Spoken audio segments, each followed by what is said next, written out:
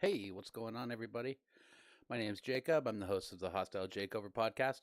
I'm just going live today. I wanted to test out a few things, so just bear with me on this. It's my first time with this setup. I've done some streaming before, but everything always changes when you add in new scenes and everything. So, yeah, I just wanted to come on, chat. There's some things I wanted to chat about, some upcoming things. I can chat about the guests that are coming up and just go over some things. So I wanted to start with guests. So I'm going to be doing a bunch of episodes this week. So if you haven't already, follow me on Instagram and Facebook and TikTok. And if you have any questions for any of the guests, just shoot me a message in there or comment on one of the posts, and we'll get your answers all answered for you. So yeah, coming up, we got Guillermo Sabast, who's a producer engineer. He's worked with the Sadies. He's in a band called the Honey Runners. Can't wait to talk to him. And then, what's going on here? See, this is why I got to test all this stuff out because I can't go to the next one.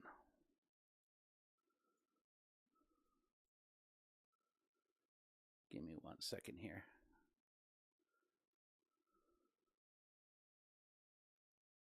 Oh, not that one.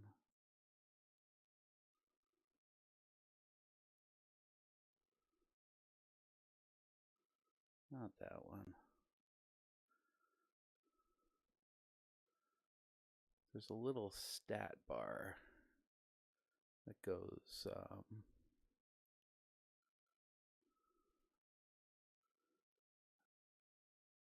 Now, why can't I find it?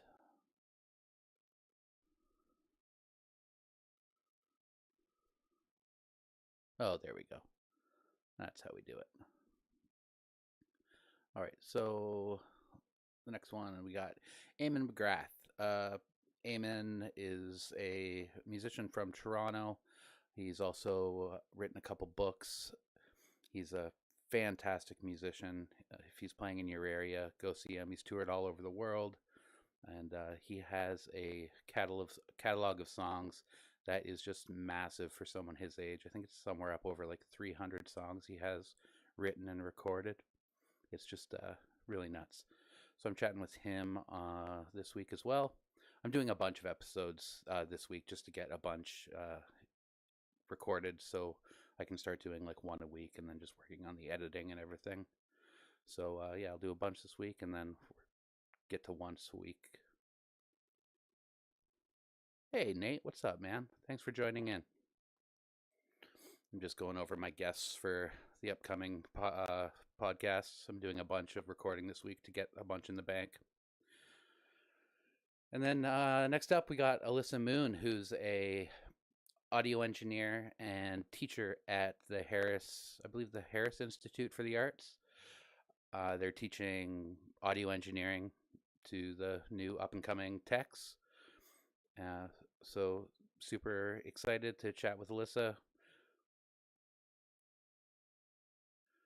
And then we got Eric Bartz. I don't know how to pronounce his last name. I'm sorry. I'm going to have to chat with him and figure out how to pronounce that. Eric is a self-proclaimed semi-retired lighting director and a full-time bass player at Sketchy Clown Studios. Eric is touring LD for the Canadian band 5440. He's been with them for a long time. Super awesome guy. He's also very involved in training with a company called Snaphook, and they do all sorts of crew staffing and technical staffing for all sorts of shows. So Eric has been running training programs for all of the newcomers and even some veterans who want to learn some new skills.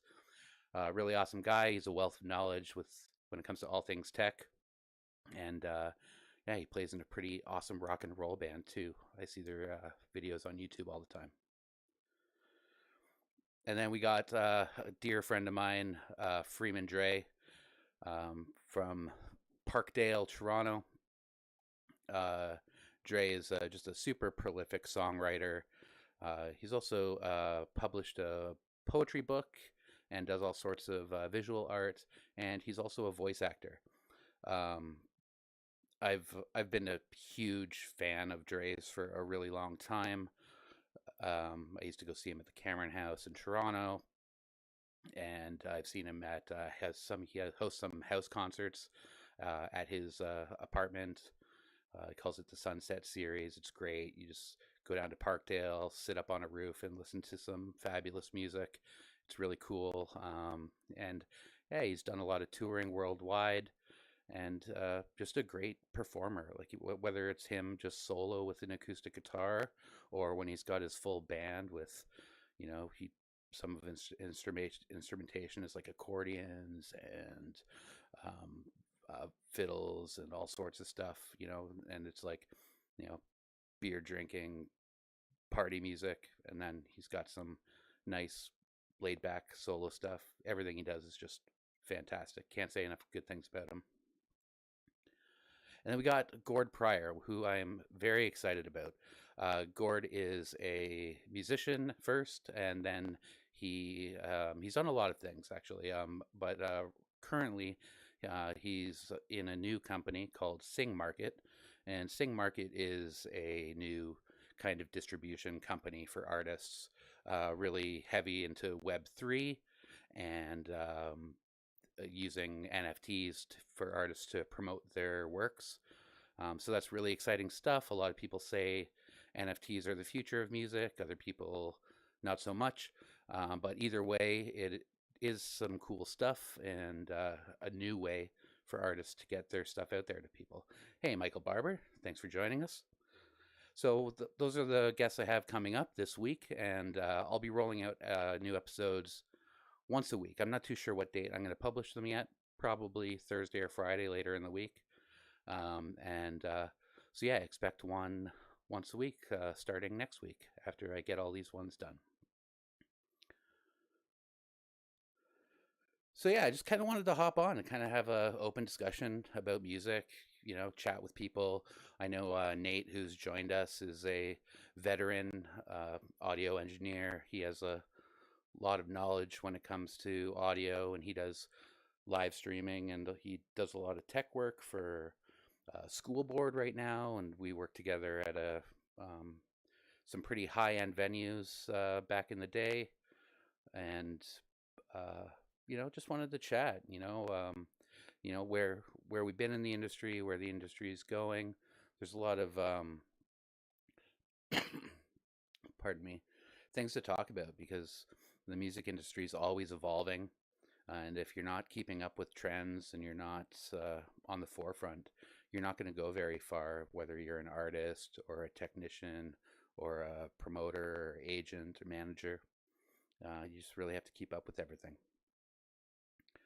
So, yeah, I've just been kind of poking around on YouTube. I guess like the biggest discussion these days that I see on the news, anyways, that people are really chatting about is Ticketmaster, and I saw some like really funny shit. I'm just gonna pull it up here. Luke Bryan, he's a country singer. I'm not too familiar with his work, but when I saw this article, it just made me really laugh. Let's see if we can pull this up here. Oh, give me a quick second here.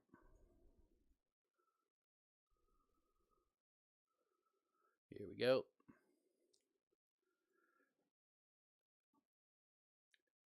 So yeah, so the title is Zach Bryant really hates Ticketmaster and he's doing something about it.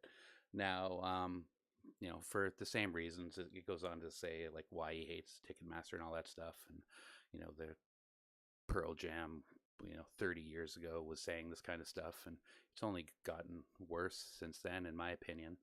But he came out with an album, and it's a live album. He recorded it at Red Rocks in Colorado, and it says the name of the album is "All My Homies Hate Ticketmaster." I just think that's really really funny. But you know, beyond like the meme of it and the jokes, he kind of had some heartfelt things to say about it. So I'm just going to read this official statement he made from his Instagram. Um, it says, "It seems there's a massive issue with fair ticket prices to live shows lately. I have met with kids at my shows who have paid upwards of $400 to be there, and I'm done with it.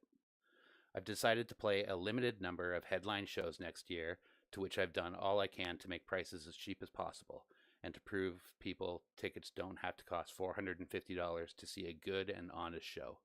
To clarify, I'm playing a few festivals which I have no control over.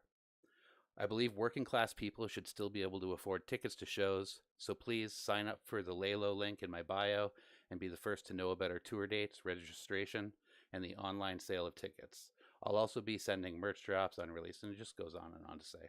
And then it says, "I'm tired of people saying things can't be done about this massive issue while huge monopolies sit there stealing money from working class people. Also, to any songwriter trying to make relatable music for the working class man or woman should pride themselves on fighting for the people who listen to the words they're singing." I thought that was a really, really great statement. You know, we can open that up a little bit. You know, I think that I don't think that Live Nation Ticketmaster is everything to do with this. You know, there's also, consumer problems and things like that. But those consumer problems, I think, still stem from, being forced fed certain media and everything. But I just think it was really nice that he said he's saying things like, um, where what does it say? What was the quote when he said, relatable music for the working class man or woman should pride themselves on fighting for the people who listen to the words they're singing. And that just cut pretty deep for me, because a lot of music is about, working class, common man. That's why the music's so relatable, because the the common people relate to the words they're singing. So when you hear, a massive corporate artist, singing about their 9 to 5, it's bullshit. But but then you have, these corporate artists who, did come from very humble beginnings, and even with success are still very humble and conscious when it comes to um, capitalism, and how they're dealing with you know being a um, what's a good word, like an equitable and fair trade while you're in an industry that's known for price inflation. So I just really thought that what Luke Bryant was saying was, you know pretty interesting. And to me it seems like he's being quite honest about it and open about it. And he kind of sees things from like a little bit of a deeper understanding of it. So but yeah, but like I said before, Ticketmaster and Live Nation are not really. Sorry, Nate just said, Neil Sedaka said it best with "boop de doo shoo up." He sure did, man. That really hit my heart when he said that. I think there was some more scatting after that, but that was a deep, deep hit. So yeah, like I said, like the consumers also like play a role in it. Like there's an analogy that like a lot of salespeople talk about, like the chocolate bar analogy, where you can sell a chocolate bar for $1, but people with more income, more money, more disposable income aren't going to buy that chocolate bar for $1 if there's a chocolate bar that costs $5, because they want to show their wealth. There's a whole myriad of reasons why somebody with more money would choose something that's more expensive.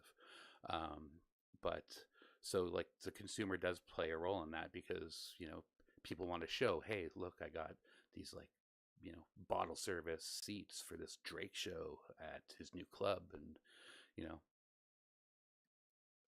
the lousy artists who are controlling how many people don't buy tickets with poor performances.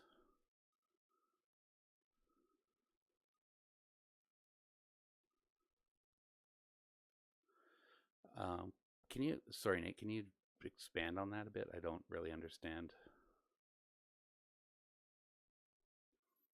Um,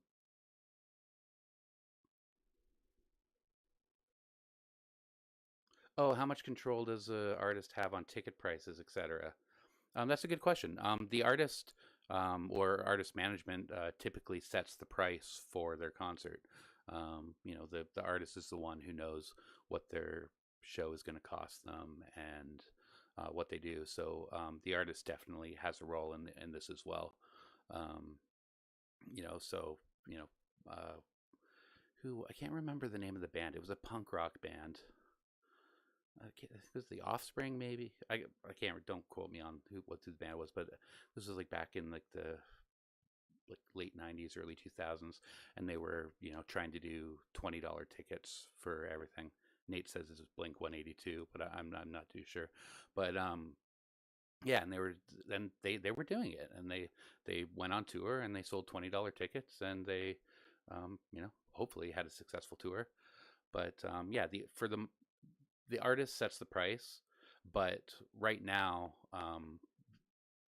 most tickets, especially for like large events, at stadiums and arenas, um, most of them go to resellers. Now I can pull up a little bit of information on resellers here just to show everybody how big of a role that takes.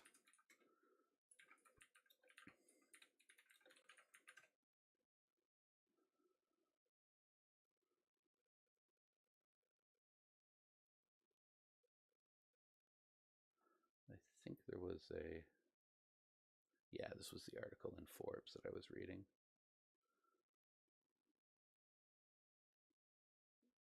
I'll share my browser here.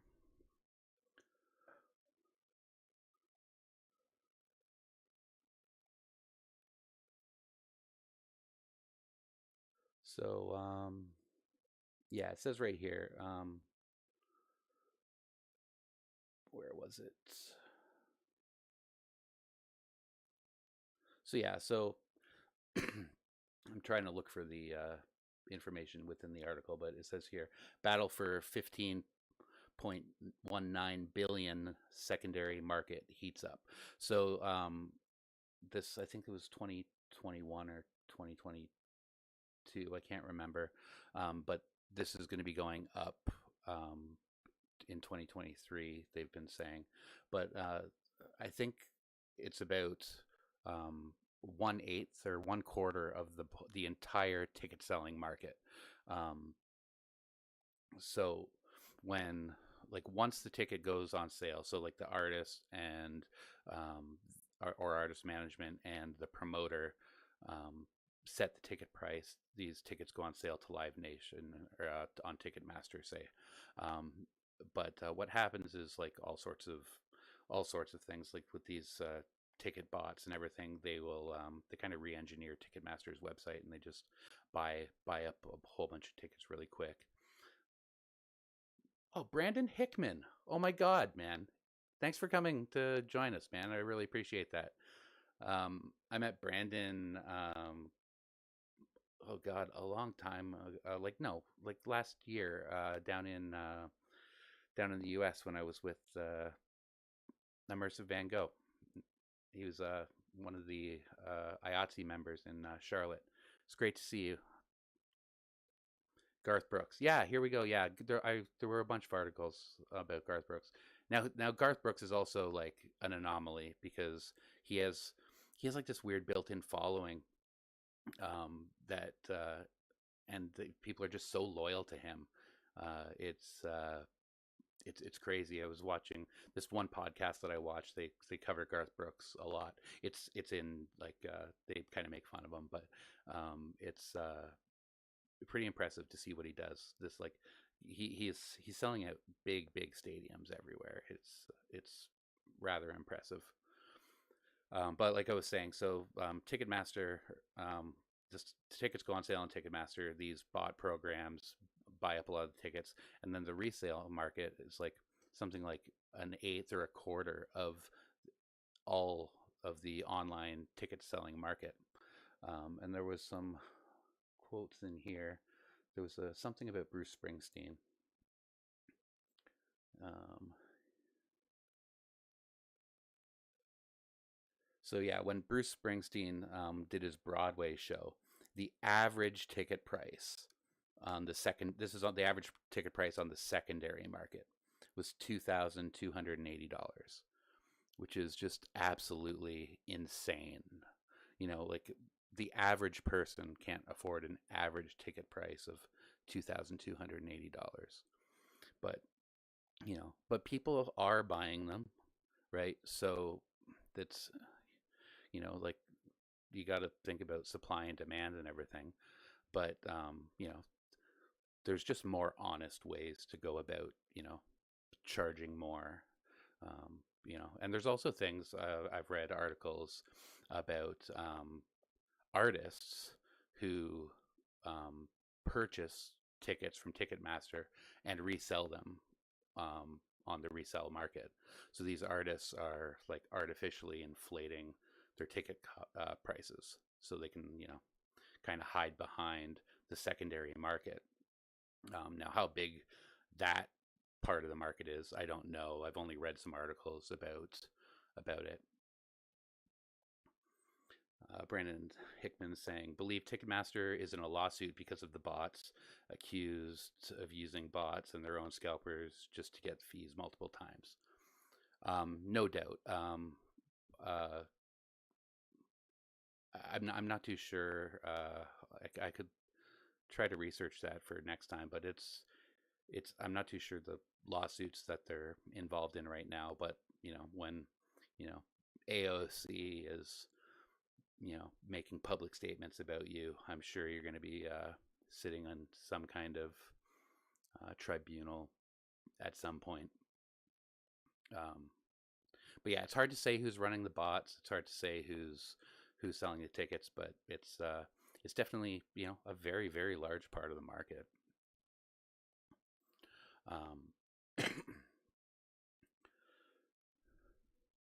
so yeah, and then so another thing I wanted to talk about was let's just see if I can find this.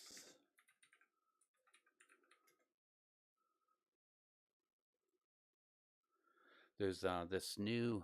I've seen a few of them. This is I'm not going to even say the name. If you see it, you see it. But I don't want to bad talk any smaller companies. But I've seen a few of these companies kind of set up, and what they are is they're like a smaller ticketing agency, and these people are catering to indie bands, and there's a lot of reasons why I kind of find this a little bit sketchy. But if you look here, this company does a 10% fee on everything, which is really huge for ticket selling. To charge 10% is well above your like ticket processing fee. But when you look down in the fine print somewhere, where does it say? Yeah, right here.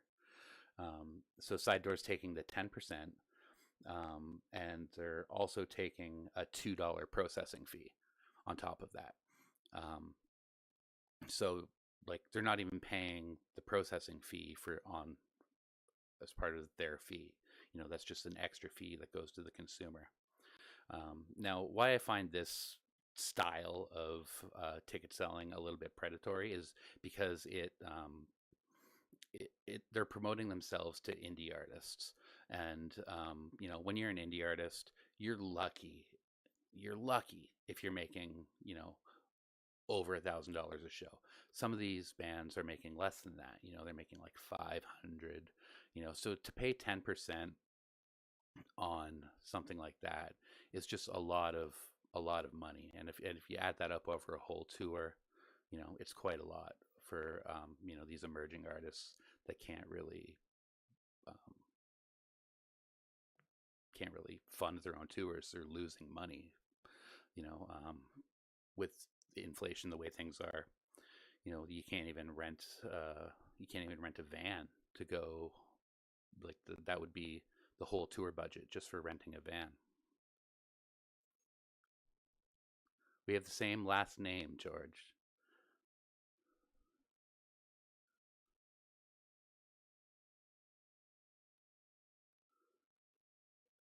Oh, and Brandon Ross is here too. Hey, Brandon, what's up, man? Sorry, I'm trying to keep up with chat and read from the browser. Doing my best here.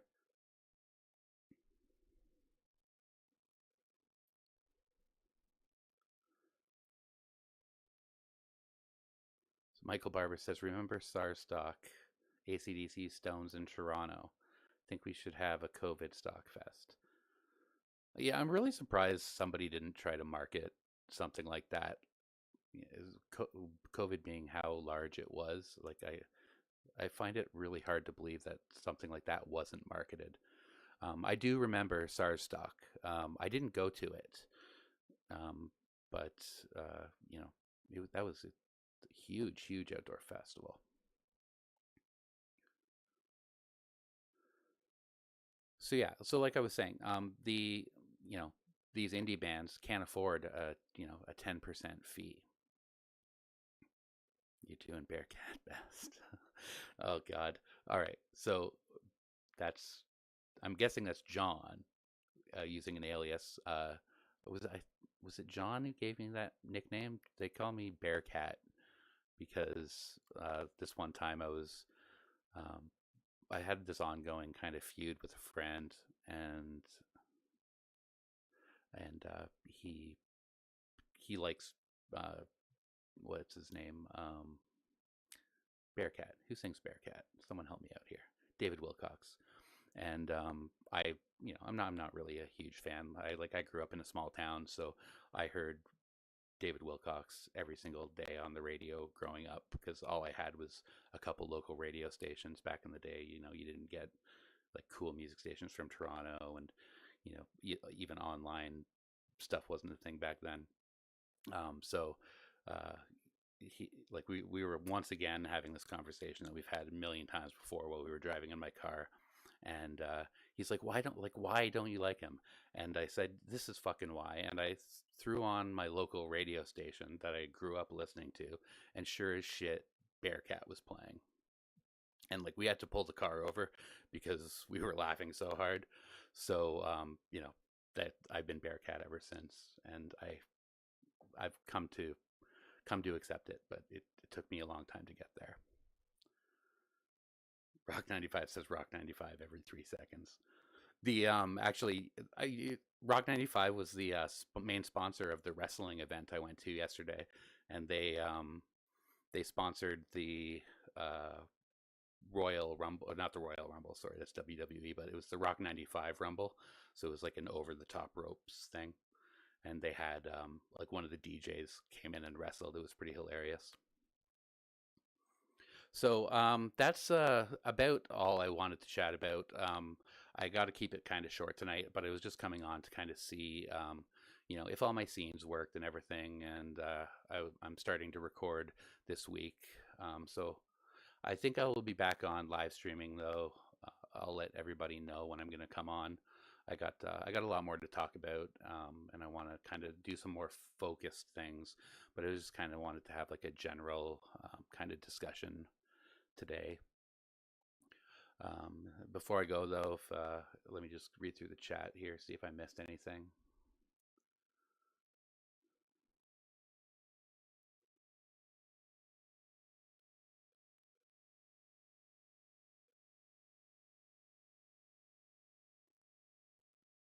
My volume's low compared to other channels. Yeah, maybe you can give me a hand with that. I've worked on it a little bit, and I got it a bit better to where it was last night. Um, I'm not sure where it's coming from. It's if it's coming pre or post my uh, Personas box. Um, but yeah, I know. I think we have like the exact same audio gear, so yeah, you could for sure help me out. I would really appreciate it.